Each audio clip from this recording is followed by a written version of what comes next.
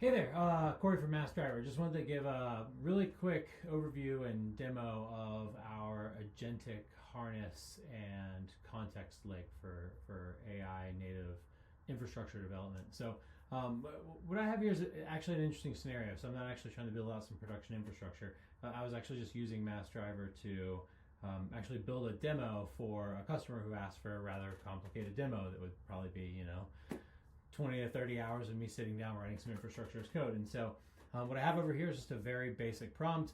I need to make a demo of some basic GCP architecture for a customer, cut a GCP branch. So this is cutting off of something we call the Massdriver catalog. It's the infrastructure organization framework.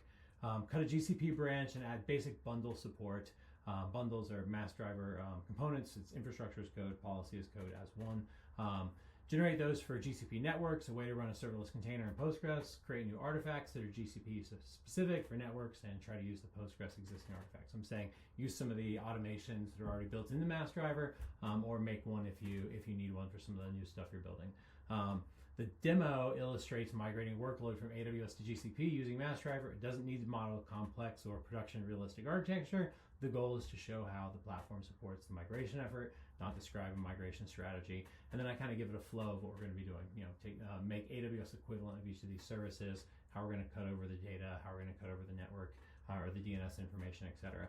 And so, it's over here, it's running, it's doing its thing, but like the story with most infrastructure as code generation is like that's kind of where it stops. It's going to spit some code out. And so with Massdriver's Agentic harness, what's actually happening is inside the Massdriver platform, which is an infrastructure provisioning platform, self-service platform for developers. Let me just switch over to this beautiful thing real quick. That lets developers kind of design infrastructure by dragging and dropping what's generally Terraform modules, Helm charts, etc. And so what's happening now is you can actually see the AI visually building out the infrastructure, so I can actually see it. Like this is the same platform my developers would use to come in here and build networks and Postgres, etc. It's all visually building and orchestrating IAC modules, but now AI is just kind of taking my constraints and generating it. And so what's interesting about this is like the compliance harness is defined by my ops team. So my ops team says, hey, we use OpenTofu and Checkov or OpenTofu and Snyk, and that's all there is to it. And so when the agent is kind of working through the harness, let me just click over here really quick and look at some of these deployments. You can see every single deployment that it's iterating through and what it's trying to make valid. You can actually see the logs, and you'll see the full OpenTofu provisioning logs, and you'll actually see things like maybe actually there's no Checkov failing here. It looks like it worked all the way through it, right? You'll see the Checkov results failing. And so it'll actually work through until it gets infrastructure that's compliant, and then it will publish a stable release to your company's registry. So now developers and other projects can click on the sidebar and say, hey, you know what? I need to be able to run, AWS Postgres workloads, and they can just drag it out onto their canvas, right?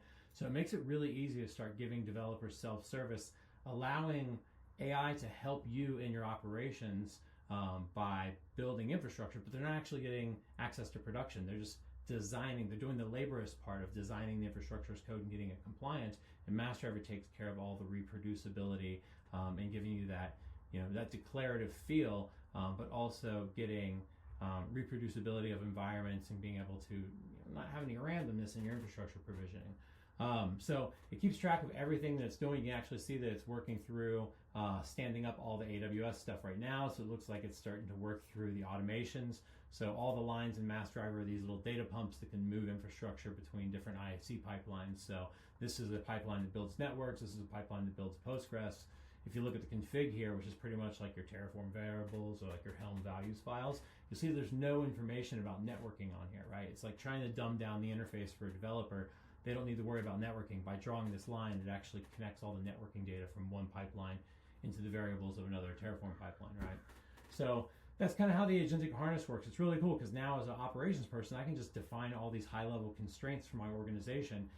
The AI produces these modules that meet all of my criteria, and now my developers can just go. They get all the benefits of infrastructure as code and GitOps without any of the burden of them learning the tooling.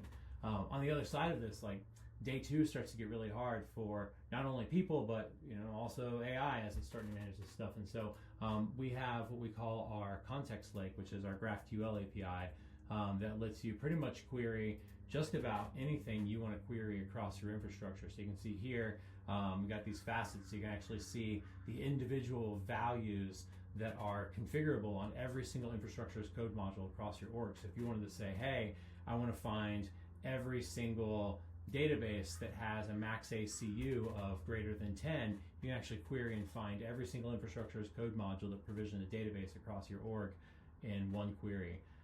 You can also actually grab things like all the packages in an environment, so I can actually see everything that this Claude bot's working on right now. So I can see it stood up this app, it's got Cloud Run going, databases, etc. And so you've got this really structured, rich way of querying not just your cloud, but your infrastructure provisioning, your changes, your registry of all of your modules, your use of all those modules, and it lets you answer a lot of interesting questions when it comes to audit time, but it also makes it very easy for your AI agents to actually start to get a structured understanding of the relationships of production, not just, who is building what and what values are configured, but actually be able to see the relationship between a database and a network and 20 apps that might be calling a database. So yeah, that's just a quick overview of the Massdriver Agentic Harness and Context Lake. Check it out at massdriver.cloud. How do I stop recording?